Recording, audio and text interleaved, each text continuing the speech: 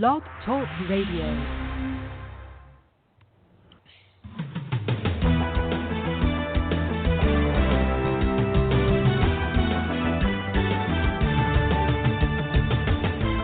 Fulfill Radio, a voice you can trust. Broadcasting live presents Two Guys and a Bible with Don Preston and William Bell. Join us each week at 7 p.m. Eastern, 6 p.m. Central as we bring you exciting, sound, challenging, and comforting messages regarding the end times. Thank you for tuning in today. Don Preston is the founder of Preterist Research Institute, or PRI. Don is a prolific author, having written and published 19 books, a host of audio and DVD studies, and is a debater and defender of the full preterist view. His websites are BibleProphecy.com, Eschatology.org, and DonKPreston.com. William Bell is the founder of AllThingsFulfilled.com Ministries and has a website bearing the same name, and has authored 3 books, audios, and DVDs. He has published hundreds of articles and recordings. And now, ladies and gentlemen, welcome to Two Guys and a Bible broadcast with Don Preston and William Bell.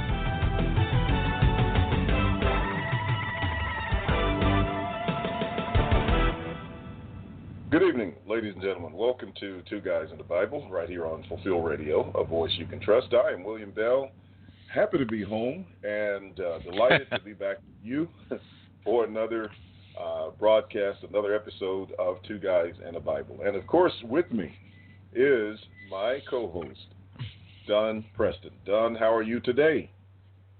Well, I suspect I'm not quite as tired as you are, William. You've certainly had a really, really busy weekend and a time getting back home and what have you. And I know you're just absolutely worn out. But from the sound of it, you guys had a really great seminar up there in Michigan. Yeah, it was unique in a lot of ways and was very, very enlightening and edifying as far as all of the lectures were concerned.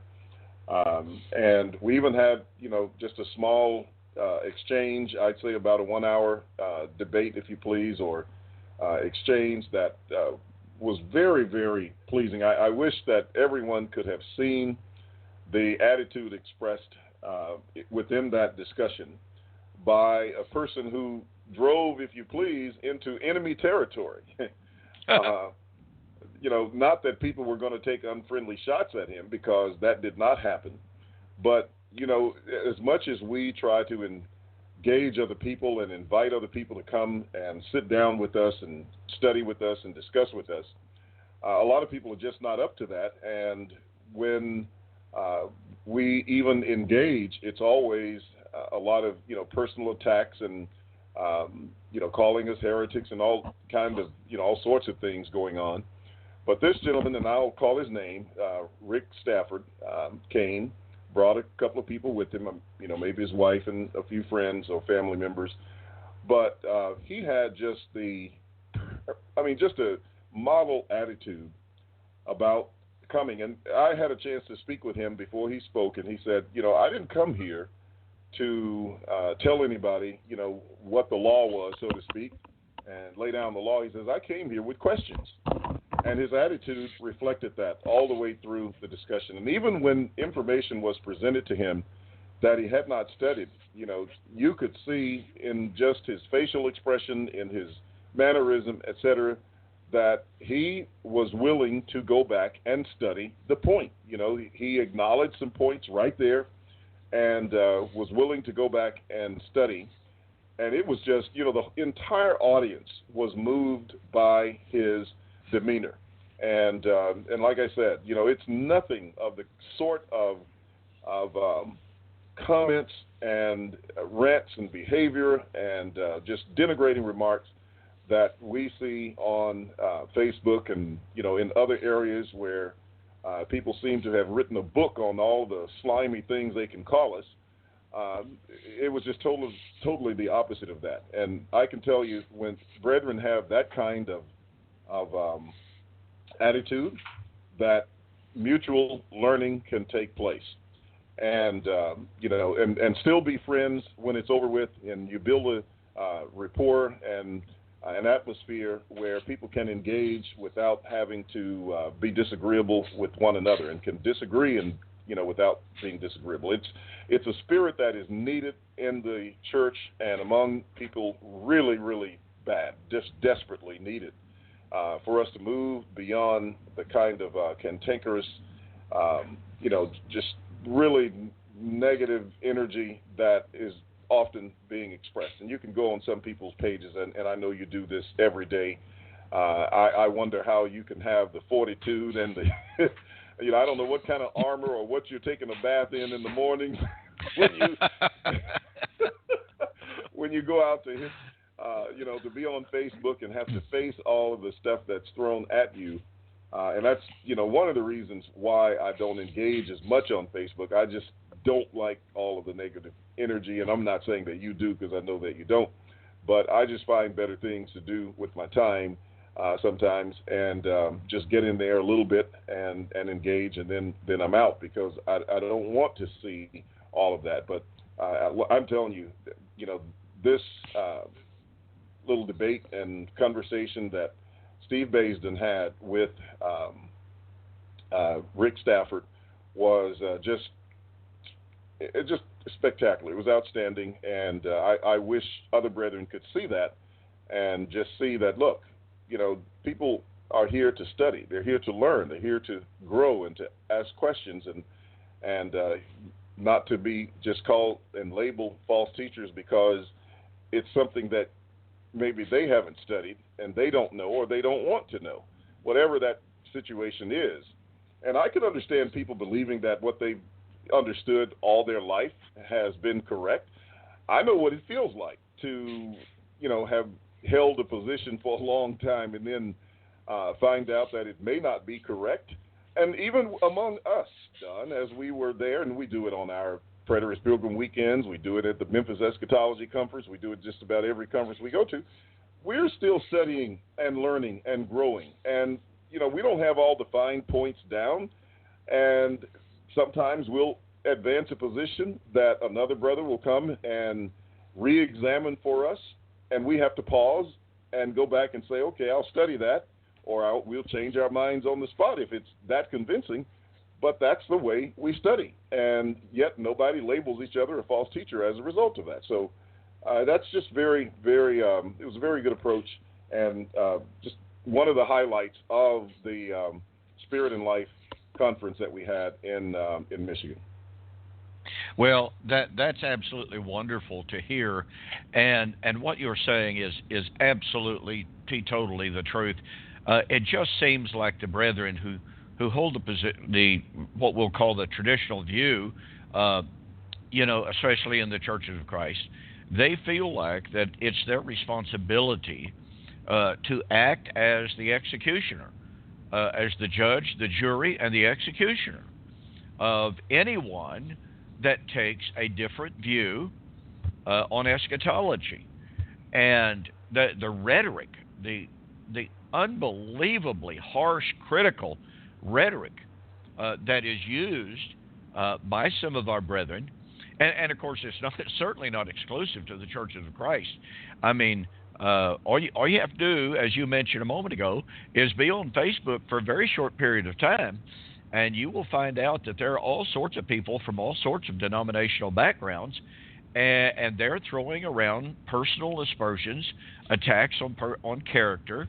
If you disagree with them, then you're automatically dishonest. You don't love the Lord. You don't love the truth. You're nothing but a false teacher and a heretic, et cetera, et cetera. And it just becomes so distracting to read through that rhetoric. There's one particular guy, he's the moderator and the owner of one particular board, and he never offers an exegetical argument.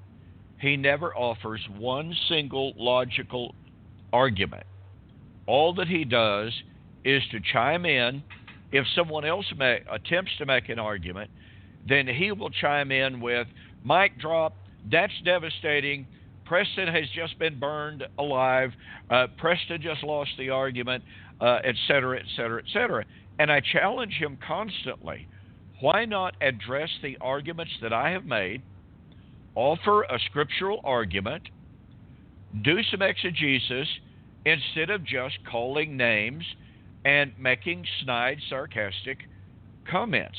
And by the way, others have started chiming in and saying, Mark, you don't ever offer any arguments. All you do is make snide comments. And that is exactly true.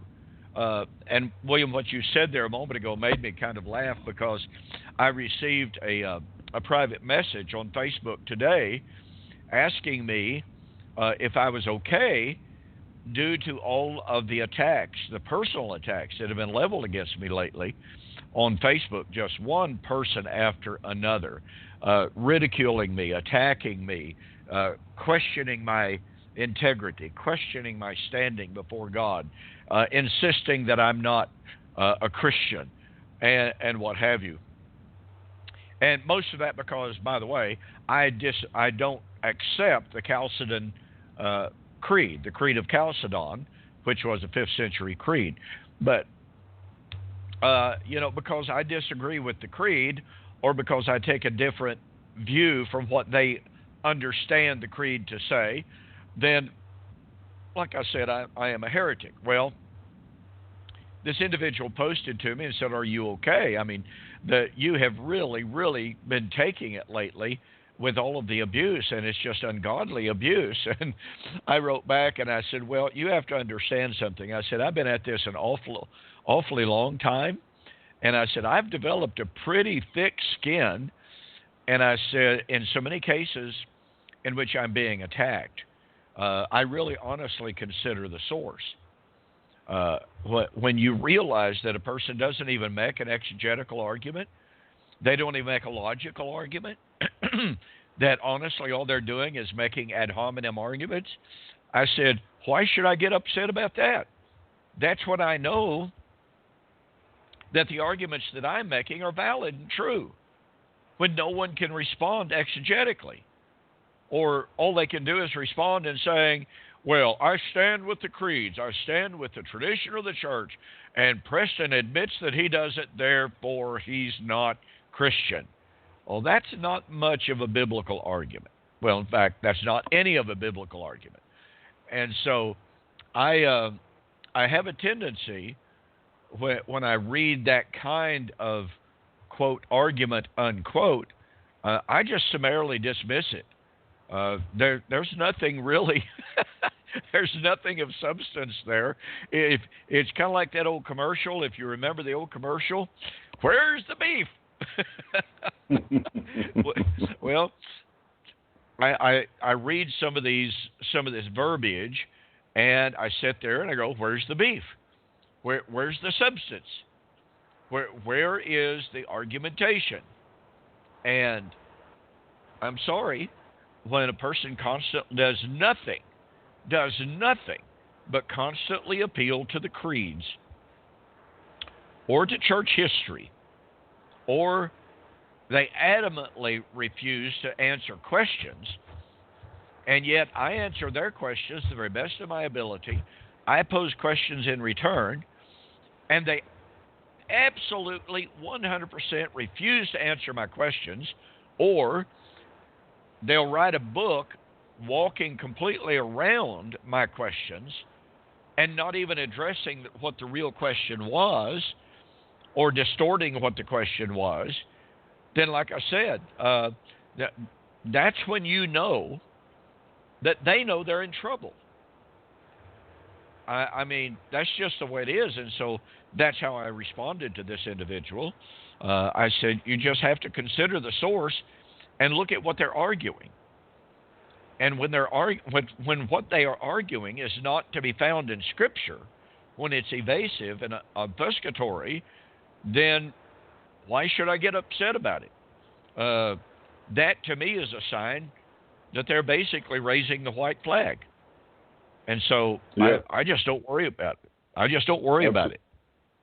Absolutely. And, one of the things that needs to be recognized, which is why so many of them attack you, is because you have definitely demonstrated the the keen skill, insight in making very sharp arguments and presenting the information in such a way that it's irrefutable.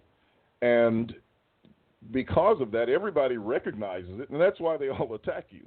I mean, that's why they are all trying to, they feel like if we can get Don Preston to, if we can expose him as a false teacher, if we can show that he's contradicting himself and destroy him, then all the rest of the dominoes will fall. At least that's what they think.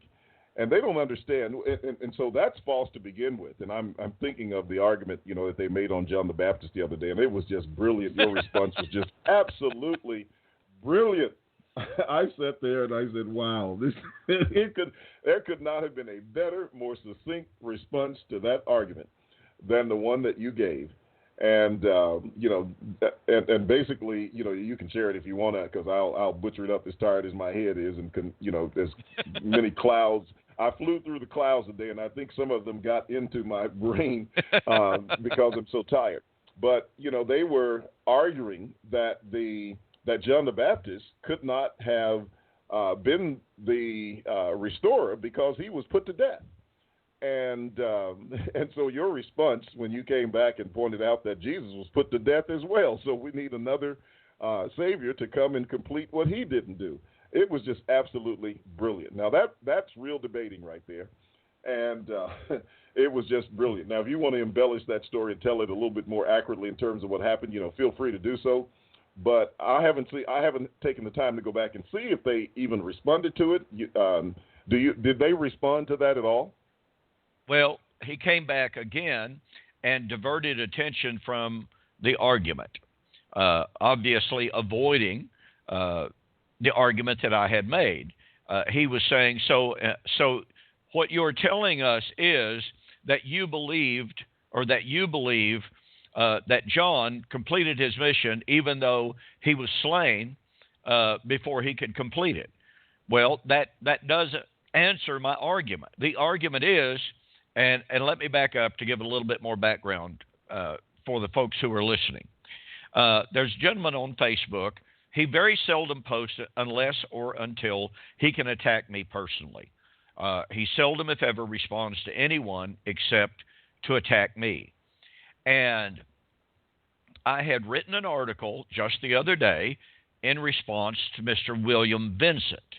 Mr. William Vincent is a futurist. He's part of the Eastern Orthodox, as I understand it, church. He's quite a well-read guy. He's always courteous as a general rule. But nonetheless, he was appealing to the until passages in Scripture. And he appealed to Acts chapter 3, that Christ would remain in heaven until the restoration of all things, which is spoken by the prophets. And so I was pointing out the article that I wrote. It's on my website, donkpreston.com. You can go there and you can read it. I'll be posting article number 3 in the very near future. But anyway, I pointed out that the restoration of all things would be consummated at the day of the Lord. It would not begin at the day of the Lord, but it would be consummated at the day of the Lord, and that the word restoration is from the Greek word apokatastasis. It is a synonym with another Greek word, diorthosis, in Hebrews chapter 9, verse 10, and the diorthosis would be at the end of the Old Covenant law. Now, very simply stated, my argument was this: the restoration of all things would occur at the second coming of Christ. That is, it would be consummated at the coming of Christ. Acts 3, 21 to 24. But the restoration of all things is the time of the Reformation. The time of the Reformation is the time of the end of the law of Moses. Therefore, the coming of Christ, of Acts 3, 21 to 24, would occur at the end of the Old Covenant law of Moses. Well, Mr. Vincent has never yet responded to that. He claimed that I was redefining words and blah, blah, blah, but he hasn't written an article. But this other gentleman chimed in, and he said, "You are a false teacher as usual." He said, the restoration does not begin until the second coming. It isn't completed. My response to that was, that cannot be true because John the Baptizer was Elijah who came to restore all things. Well, he just went off on that, saying John the Baptizer might have been Elijah, but he did not restore all things because he was slain. The Jews killed him, or Herod killed him, therefore he could not accomplish the restoration of all things. Well, as you pointed out, I then responded, well, if John the Baptizer was supposed to restore all things as Elijah, but he could not do it because he was slain, then by the same identical logic, the Bible says Jesus came to destroy the works of the devil. 1 John 3, verse 9, or verse 8. But Jesus was slain as a work of the devil. Therefore, Jesus must have failed in his mission. Now, since the Bible says that Elijah would come and restore all things, and since the Bible says the Messiah would come to destroy the works of the devil, but neither John or Jesus could accomplish their work because they were slain, then that must mean that one of these days, the true Elijah, the successful Elijah, will come and restore all things, and the true Messiah will come and destroy the works of the devil. No, he didn't respond to those arguments except to repeat his argument that John wasn't able to restore all things because his work was cut short by Herod. Well, no, his work wasn't cut short. He was doing exactly what Elijah was supposed to do, and that is to try to turn the hearts of the children to the fathers, fathers to the children, Malachi chapter 4, verse 5 and 6. But then he completely shifted the argument. And he said, what you're overlooking is, you claim that the law would end at the coming of Christ, but according to Luke 16, the law would end at John the Baptizer. And I'm going, okay, totally brand new argument, diversionary argument. And, of course, this guy was saying, Preston, you have contradicted yourself because you have John the Baptizer as Elijah putting an end to the law. That was before the second coming. Therefore, you have flat contradicted yourself. So then I had to start all over, basically, William, and just point out I never have said. And, by the way, Mr. William Vincent chimed in, and he said, Don, this is a serious problem in your theology.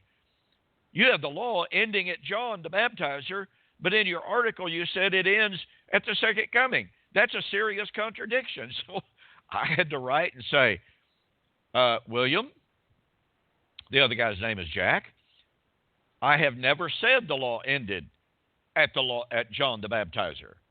You are totally misrepresenting what I said. When the Bible says the law and the prophets were until John, that doesn't mean that John ended them. It means that up until John, the law and the prophets were strictly anticipatory, predicting the last days, predicting things to come.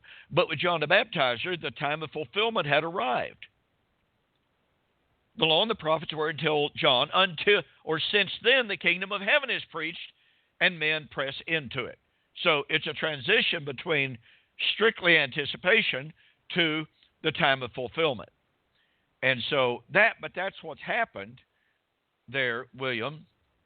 As you saw, when they lost the one argument, they just simply shifted the argument to something else and accused me, falsely so, of making an argument that I didn't even make, period. And well, that's a common once tactic. Again, well, it's what I started to say. That, once again, is essentially raising the white flag, saying, well, I can't answer the argument that you gave, so I'll divert attention to a different argument, claiming you said this or that or the other about it, when, in fact, I didn't do any such thing. I made no such argument, and they know that. You know, William Vincent knows that I have never, ever said the law ended with John. But he felt like he could make a brownie point by saying, hey, Don, you contradicted yourself because you said the law ended with John, and then you said it ended at the second coming. Well, either William did not understand a word that I had written, or he knew what I had said and just felt like he was entrapped by the argument, so he had to misrepresent me and try to escape the force of the argument. It's just, like you said, it's common tactic, very, very common tactic. When you're defeated on one front, run. and make an argument that's totally different. And so right. that's what has happened there. Okay, well, I want to talk a little bit more about the Spirit and Life lectures that happened in Michigan at the Lakeshore Church of Christ, where Holger Neubauer preaches. And Spirit and Life is a publication that Holger Neubauer and Steve Basden have put together, and they mailed it out, I believe, either monthly or twice monthly. And this is the fourth annual lectureship that they have sponsored, and so it was very nice. I'll have to say this, Don, that the weather in Michigan was a lot better than the weather in Ardmore, even though this year the weather in Ardmore was fairly decent. It was actually a lot more pleasant than it has been in some of the other years. It's been kind of hot there. But yes. And I'm just hoping and praying that some of the heat will have passed over Memphis by the time people come here for the conference in October. But aside from the weather issues, it was just beautiful there. I just have to say that. I mean, from where we were, and I know there are beautiful places all over this country, but where we were was just absolutely beautiful, and I just took in so much of nature around there that it was one of the settling things. But I wanted to talk a little bit about the book. They produced a book, and Daniel Rogers edited this book with all the lectures that are there. Now, this is what we have now is it's just a protocopy. It's like the copy that we produced. It's not the final copy. All the speakers have a copy of it, and we're going to go back and review our speeches. And one of the reasons we're going to do it is because I didn't do my assignment properly. I did manage to get it done by the time I spoke, but I misunderstood, and so I wrote an article instead of a commentary. They actually wanted a verse-by-verse commentary on each chapter, and I had two chapters assigned, which is Revelation 21 and 22. And I remember that reminded me of when you, some years ago, invited me to a PPW or to Ardmore to speak to the congregation, to the seniors. And and I was under the impression... Yes, I remember that. Yeah, I was under the impression that I was going to talk to people who were about to retire. Yes. So I prepared a lesson for that. And then after arriving, and just I don't know whether it was a day before or hours before, I finally figured out that he wanted me to talk to graduating seniors, like high school students. And I had to go back and revamp the entire lesson right there on the spot almost, or just prior to speaking. And it turned out well. So it did. It turned out real good. Yeah, that was twice that yes, I just got. I'll never forget that it, as we were talking, it dawned on you that we were talking high school seniors and not old folks. So that was quite a shift. Yeah, Jan's sitting over there with a big grin on her face. She remembers it too. So that was quite a shift. From older people, maturing people who were ready, at retirement age, and what they were going to have to face. I mean, I thought I was going to talk about Social Security and Medicare and all that kind of stuff. And ended up, having to talk to the seniors. But it came off well. We pulled it off, and things happened. I didn't have as much of a transition or a gap between what I understood and what I was supposed to do in this one. It was simply that I needed to give a commentary. So I ended up putting that together after having to produce my first radio broadcast recording. I had actually recorded it before I left, but I had to edit it and put everything together and then send it to him, and then after that, prepare what I had to do. But nevertheless, all of the lectures are found in the book. It's titled Spirit and Life Lectures 2018, the Book of Revelation. Now, here's what's unique about this. This is the first conference where every speaker who was on that conference took the early date of the Book of Revelation and commented on it from that perspective, and to produce a full commentary by all these individual speakings where there was total sync. I'm not saying we agreed on every particular point that we raised, because we did not. There were, some points of concern, or not real concern, but just, where we saw things differently. And, of course, we addressed some of those points even then at the event. But that is the power of what was produced. And it's a very, very just really good-looking book. Daniel Rogers has done a great job. And this is going to be a book that people are going to want to have, among all of the others that are being produced. But it has some tremendous value. And let me tell you, the speakers just, they rose to the occasion to present information. They did exceptionally well, and we're very proud of what they did. And so hats off to Steve Baisden and to Holger Neubauer for the vision they had in producing this book. And, I think we should be doing this on pretty much all of our lectures, really, because, where else are people going to get commentaries on the things that we're doing? We're doing videos, we're writing articles, we're doing blog posts, and writing books and everything. But, having commentaries, we can't pull them off the shelf because we don't have any preterist commentaries, that are going through the entire Bible from a preterist point of view. So that's one of the values of this particular book. And so we're sort of revising our lectures based on, some of the things that we said or some of the things we learned, and just some additional insights, and to get them in line with what we wanted to present and what we feel is going to be the end product. And Daniel's going to have that all edited within about a month or so. So this book will be available, and I think it will be a great addition to your library. So we're, it's just a great project that we participated on. Now, I want to talk a little bit about the speeches that were given. And I tell you, there were some great speeches. And, each speaker is unique and different, as everybody knows. But there were 14 speakers scheduled for this conference. Now, that's a lot of speakers. That's a lot of speakers. Yeah, we went out and took a picture in front of the building, by the sign. And when I looked at the lineup of all the preachers, I said, that's a bunch of guys. We had a good number when we were out in Springville in California with Brent Bishop's church.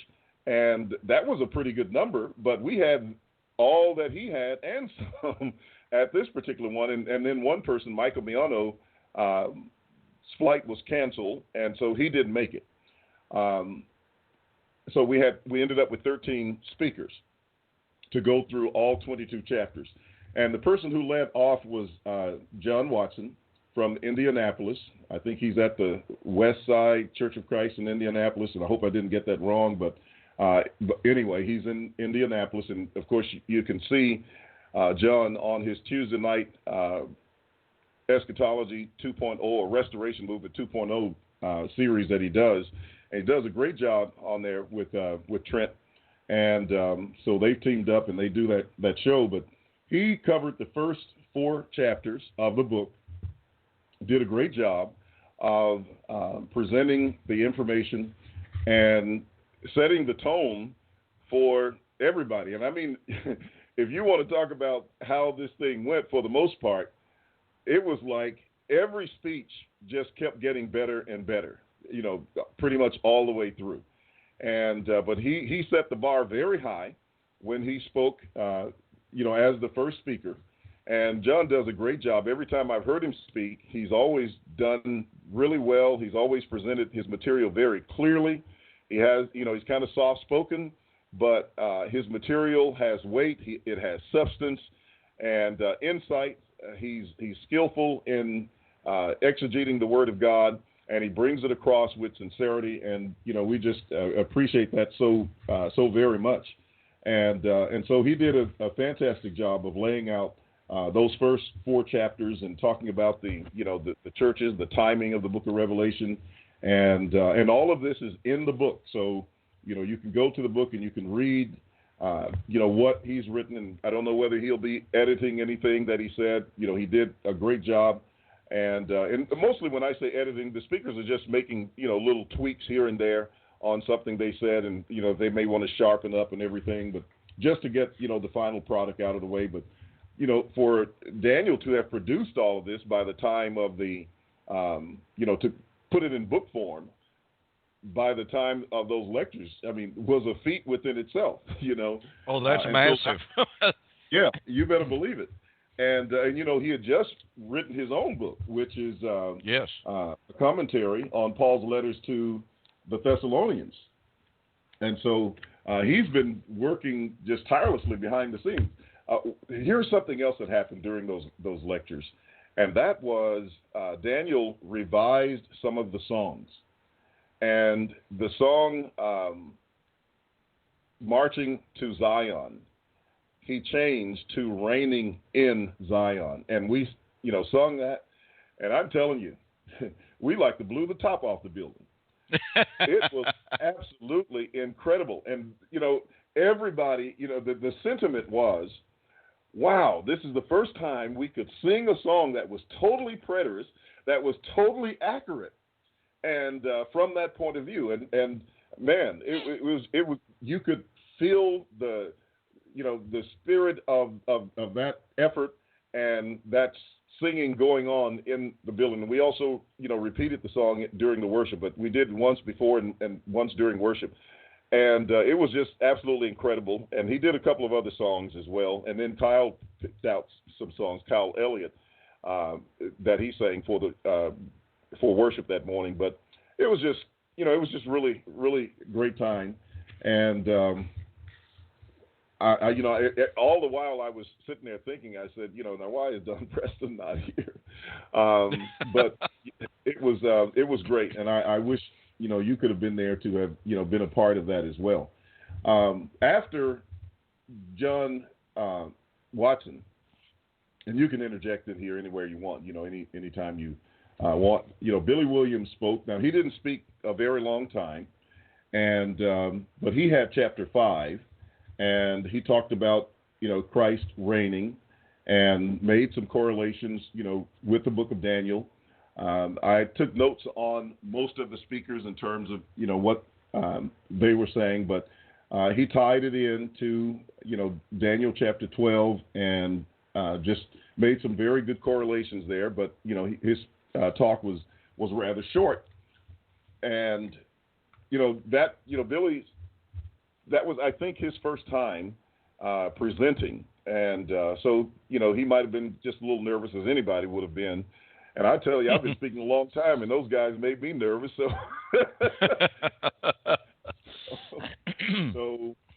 it's not uncommon that. Well, it's good to see. It's really good to see people like Billy Williams get that kind of exposure because, yes. Billy came out of the Pentecostal world. He was considered for a good little while kind of a prize, if you please, because he did some preaching in the Pentecostal assemblies. And when he began to learn about covenant eschatology, all of a sudden, the very people that had converted him turned on him viciously.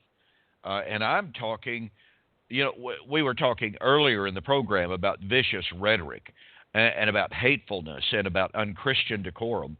And that is exactly and precisely what happened to Billy Williams. He was called some of the ugliest names.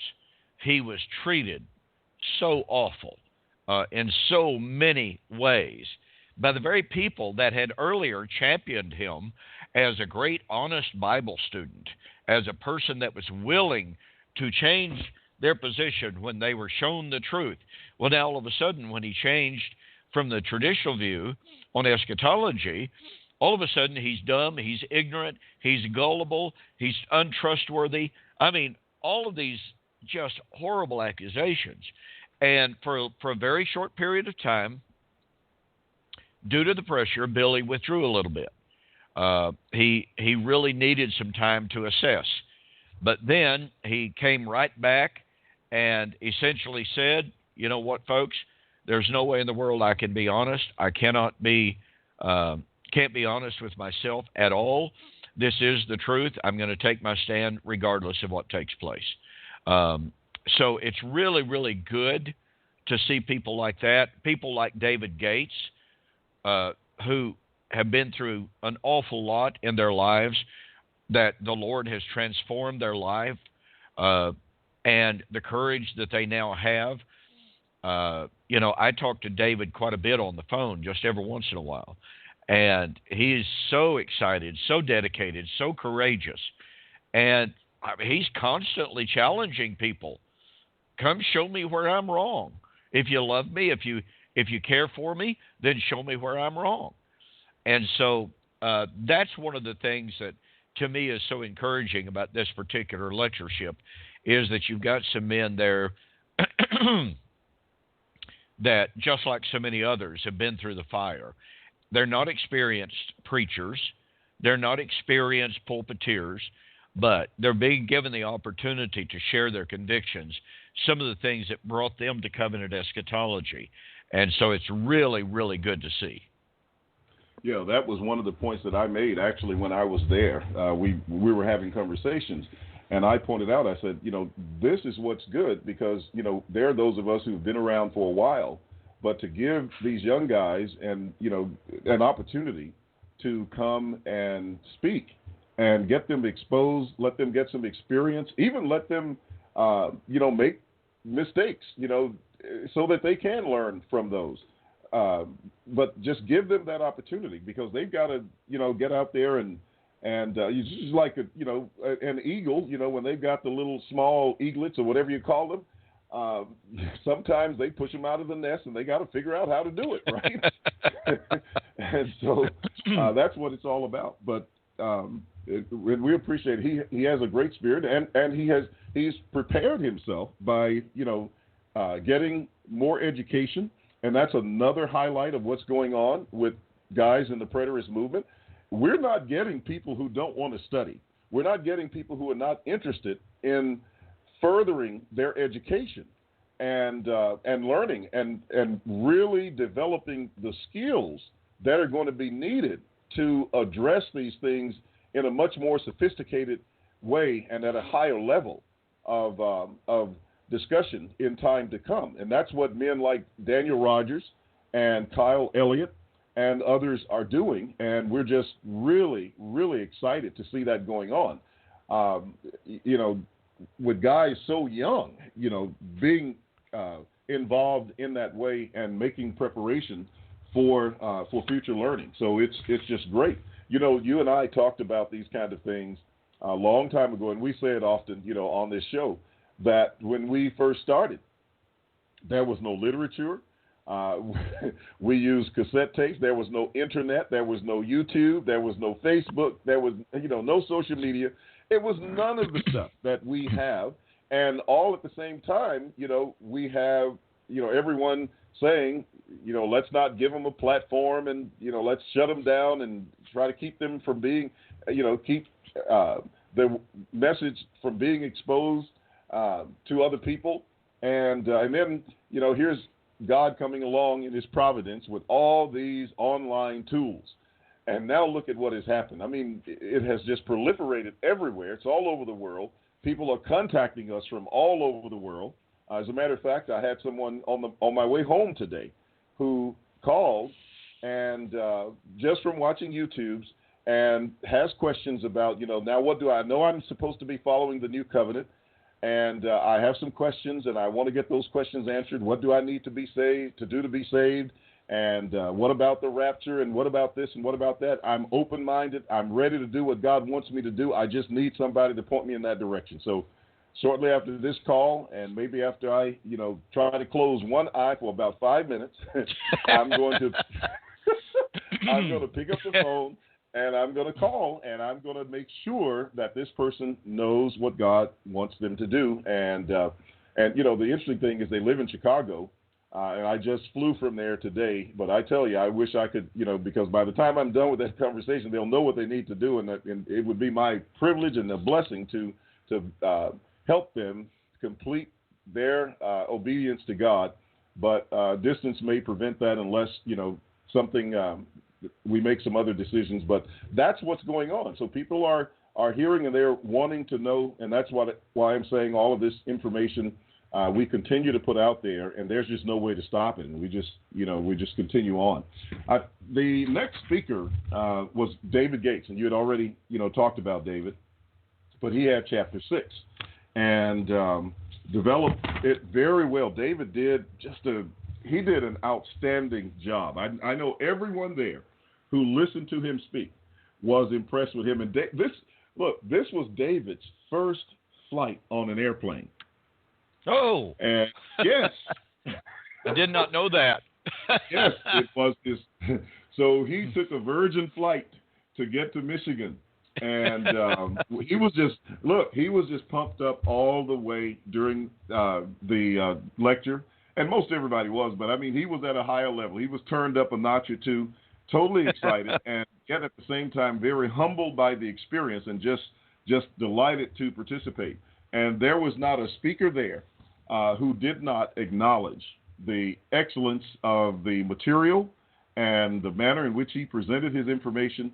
Everybody recognized and acknowledged and commented on what a fine job he did on the material in Revelation 6 and talking about the martyrs and in talking about, the heaven and the earth being destroyed and et cetera, and just tying all of that in with Old Testament prophecy and the New Testament. And that was one of the things that came out. And we even heard from people who were listening who sent back message. I think Holger got one message from a person. He probably mentioned that during the time.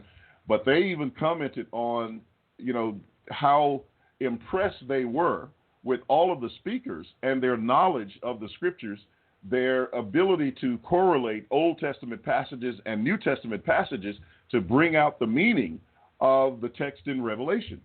And that just shows that, you're following that apostolic pattern, the pattern that the Lord set down and the pattern that the apostles set forth in teaching nothing but those things which Moses and the prophets said would come, and to show book, chapter, and verse being developed in the book of Revelation. And so that was just a tremendous highlight during that discussion. So we appreciate David. I've already spoken to David about 2 or 3 times today already, and we're still talking about things and ways to continue. And he's just on fire, as you said.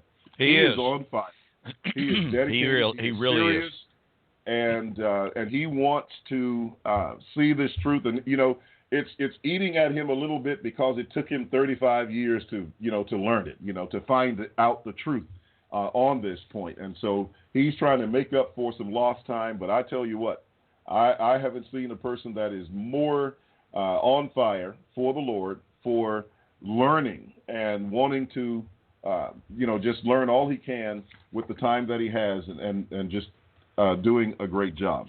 Now, I don't know if Holger did chapter 7, or I'm not sure who did chapter 7. I know it was the chapter that was assigned to Holger, but I can't remember who did that. But I remember someone talking about it, so I'm a little vague on that particular one. I might have to go over and look at my Evernote notes and see who actually did that particular chapter, see if I have it.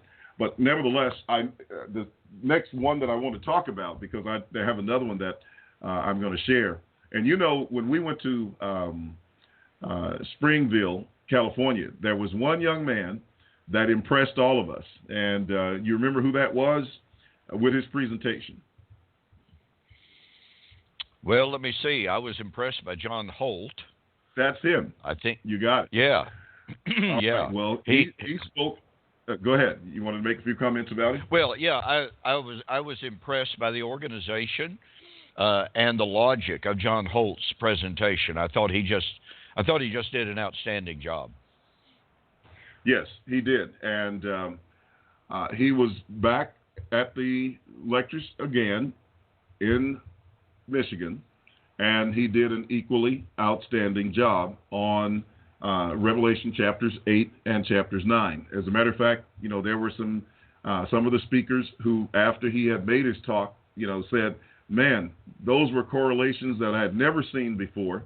And, and he brought out some things on the chapter in both chapter 8 as well as chapter 9 in correlating it. A lot of people are looking at chapter 9 thinking that it's all about, Black Hawk helicopters. Oh, yeah.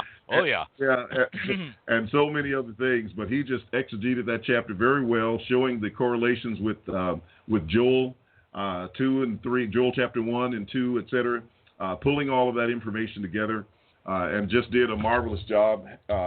Equally well-organized talk, and just does a great job. He's a very humble guy as well. Just kind of, quiet demeanor, and he gets up there and he gets the job done. So we are, our hats off are to John Holt. He said he's coming to Memphis. His mother lives in Memphis, I think. And very good. So he comes to Memphis, and I told him, I said, look, when you come, just prepare to come over and speak. And so we would love to have him to come and speak for us. And I'm looking forward to that time when he will be able to do that. And then Scott spoke on Revelation chapter 10. Scott, did an outstanding job. Scott, that guy he's heavy. He is very, very sharp and articulates very well. He has a great demeanor in terms of how he presents his material, but he gets deep. He's very insightful on the text, and just did an outstanding job in correlating Revelation chapter 10 and passages in Matthew 26, Acts 1, 9 through 11, showing what those passages meant, showing how Christ came in glory, showing the correlation between the sounding of the trumpets, etc. So just an all-around outstanding job that Scott did as well. And like I said, the book is going to, tell the story. I would advise everyone to, if you haven't watched the videos, to watch those videos and then to get your hand on the book so you can see the information that was left out of the live presentation, because not everyone could get through their information, and I was one of them. I was so wound up, ready to go into chapter 22, and Hoger said, "You've been speaking for an hour." I had no clue. Sounds like me. Yeah, I was just into it, but that was the deal. And so, and some of the things he said about the seven thunders in his talk were just outstanding. So I would encourage everyone to go back and read his material. And he has a rather thorough section in the book. So he didn't just do an outline or anything. I mean, he did some very good work and has a major section in the book in terms of the research that he's done. Now, I expect some, when they go back and they edit some of their material, the book will probably add a few pages. I know it will from some of my material, but it was just an outstanding job. Now, I have to talk about this last one as we're running out of time, and I hope I don't run out of time to talk about it. But for me, now I don't know what anybody else's impression was. For me, and like I said, this was like the, and I don't know if this is the first or maybe this is going into the second night, but the point was, all of these lessons were like building up. Every lesson was getting just better and better and better, and it was hard to do because everybody was presenting such great material. Well, Robert Buna came, and spoke on probably one of the most difficult concepts in the book of Revelation, and that was the two witnesses. How many times are you questioned, Don, about who are the two witnesses? Yeah. It's constantly. Awesome, isn't it? Yeah. Yes. Everybody wants to know about the two witnesses. Well, I tell you what, Robert Buna, who is not a preacher, as Don said, and he was so humble that he said, I do not deserve to stand in the pulpit. And he did his presentation at the side of the overhead screen because he wouldn't stand in the pulpit. And he wasn't trying to make a scene, and that was how he honestly felt. And I spent some time with Robert. You know, we rode all the way back for about a 3.5-hour drive from Springville, you know, going into right, Los Angeles. So, yeah, Los Angeles. And I just got an opportunity to talk with him and everything. And, man, I tell you what, you talk about a tight presentation. You talk about some research. He spent 40 hours researching his topic.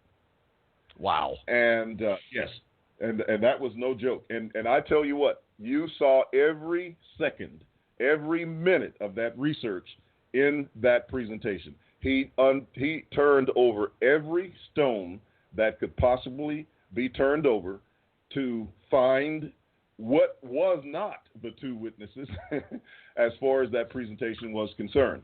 And I mean, he laid it out so well. It was so scholarly. It was so well presented that it was just absolutely amazing. And I mean, I sat there just awestruck in terms of his, and you know, he's from Romania, right? Yes. And so he's struggling with a second language. But it didn't come across like that to me. It's probably more of an issue for him because he and I did discuss that a little bit. It's more of an issue for him because he says sometimes he may not understand how to, or, you know, be able to, you know, just very quickly use the English word that he wants. So in his head, he has to translate it into, you know, the Romanian language and then back into English, all while he's speaking. And that sort of creates these pauses. So what I told him, I said, look, Robert, I said, what you're doing is those intermittent pauses are giving us an opportunity to think about what you're saying. So they're not coming across to us as though you're not being articulate and able to present your material. They're coming across to us as that I'm wanting you to think about what I'm saying. And and I tell you, and he gave a lot to think about in that presentation. And I tell you what, if there's one the first one that I'm going to go back and listen to is going to be that presentation by Robert Buna, just to hear it, to take it all in again. But I tell you what, it was absolutely marvelous. It was incredible. And like I said, all of the other presentations were fantastic. And to have one that, to me, stood out so high was his material. And I guess it was the fact that his demeanor, the fact that he's dealing with the second language and yet presented it as though he's been speaking for years, because you would not have been able to tell that was, you know, from a person who does not usually speak. It's just absolutely incredible. So I think I'm going to stop there. If you want to make any closing remarks, you know, you can, because, you know, we just don't have enough time to go into any further discussions about the lecture, and even his PowerPoint presentation. At the end, he did an automated deal of all the text that he had done in his presentation, and it was just phenomenal. I mean, it was just absolutely incredible. It was a great close to what he had done. Wow.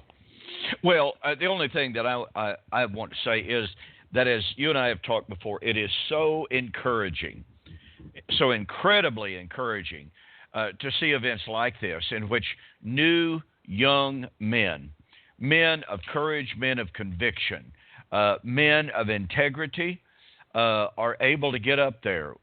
We see what they have gone through in their ministries and their lives, and being challenged, being ostracized, and yet taking a stand. Who knows how history is going to record this period of time when some of these young men like this, you know, some of them may not be quite as young as we might think. You know, there was one speaker, Roy Runyon, who was at Springville. After speaking at Springville, he was fired. And I haven't heard a whole lot from Roy since then, so I don't really know what's going on. But there are things taking place right now, William, and you and I have discussed this on any number of different occasions. There are things going on right now that are going to reverberate for generations to come. As young men such as this come online, they take their stand, they do their work, and they engage in the polemic privately, publicly, and what have you. And they change the lives of countless numbers of people. And it is, as we have said over and over and over again, this is an incredibly exciting time to be alive. So, you know, folks, look, appreciate William sharing with us his experience at the lectureship. Boy, congratulations to those who organized that. And want to thank you for joining us this evening on Two Guys and a Bible here on Fulfilled Radio, a voice you can trust. And I guess with that, we will say good night and God bless. Thank you for joining the Two Guys and a Bible radio broadcast. On behalf of Dunn Preston and myself, we'd like to say have a very pleasant day and may God bless. Until next time, we'll see you on Fulfill Radio, a voice you can trust.